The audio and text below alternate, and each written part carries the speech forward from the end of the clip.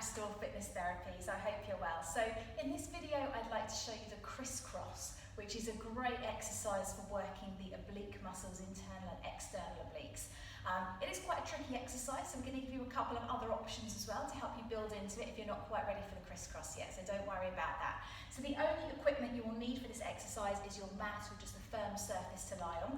And for your first option, we're going to come and lie on your backs in a supine position. So that means your feet are at hip distance, your knees are at hip distance, and the angle on your legs is about 90 degrees. You just want to make sure your feet aren't tucked in too tight, but equally they're not too far away from your body. So again, use a mirror if you're not sure, and then just going to rest yourself back down onto the mat here. So once you're down, just tuck those shoulder blades under so they feel nice and close on your back. And you also want to check that you've got a neutral spine position. So that means you should be able to just get your fingertips underneath your back here, and that you're not sort of pressing down into the mat or arching up off the mat. So just nice sort of steady halfway position like we find at the beginning of the class.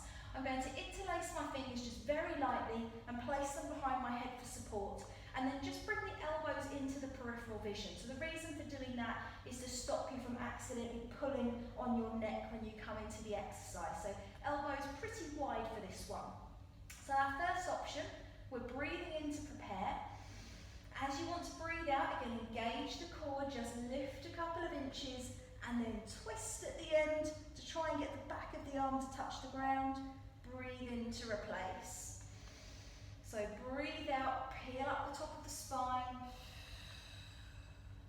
Breathe in and replace. I'm just going to do a couple of repetitions for you silently.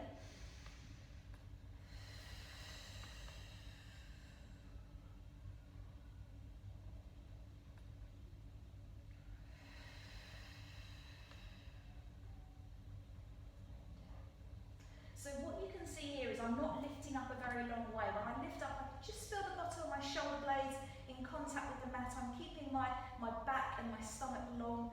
And it's really about that rotation, taking the elbow out to the side of the body. The elbow isn't going closer to my feet, it's just going out to the side.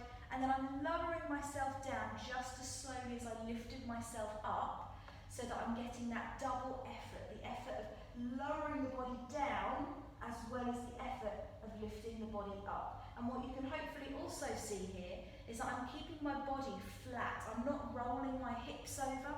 My bottom is planted firmly onto the mat here, and I'm just having that little rotation at the top of the body. So if we were to balance a couple of glasses on my stomach here, they shouldn't go flying off as we do this exercise. It's also really important to try and keep your feet and your legs relaxed. The more you clench with your legs, the less work the core has to do. That takes a little bit of time, but if you need to, just periodically just shake the legs out and just check that you are using your core muscles. And another way to check is that you really engage the core before you start lifting, and that will make it less likely that the legs are going to kick in there, okay? So that is your first option, and you can do anything between about 4 to 6 repetitions on each side just to get going.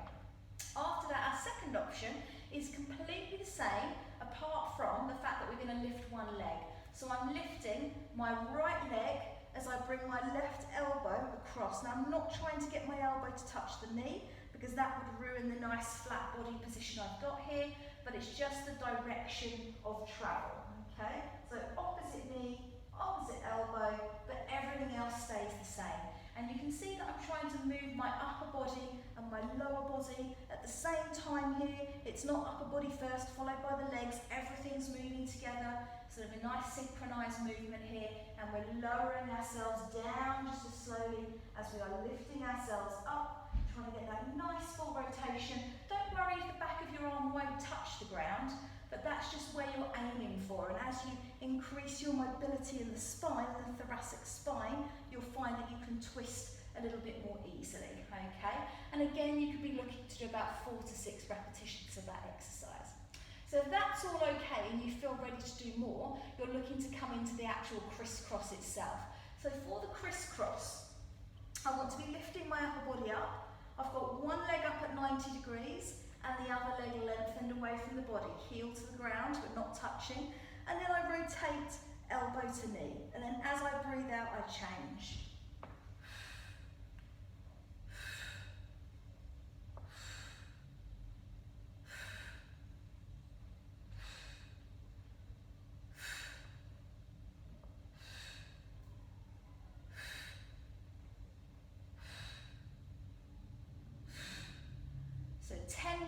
positions, hug those knees into the chest, take a little bit of a breather there, and then if you wanted to go into the second or a third set, you could do.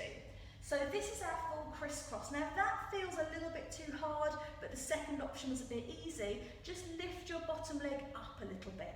The higher that leg, the less intense the exercise will be for the core. And just watch here that again, my hips are not rolling, I'm just twisting the ribs ever so slightly, but if I had those glasses balanced on my stomach, they would still be there, still nice and steady. I'm not pulling the elbows in around the ear either, I'm keeping a good upper body, and I can just feel each shoulder blade touching the mat as I switch from left to right, okay? So breathing out to change, breath in when you stop, and you're done there, and that is going to really work the core muscles. So we think about working the obliques in that exercise because of the rotation, but you are going to be working the rest of the abdomen as well, so quite a strong exercise there. So have a go at that one, let me know how you get on.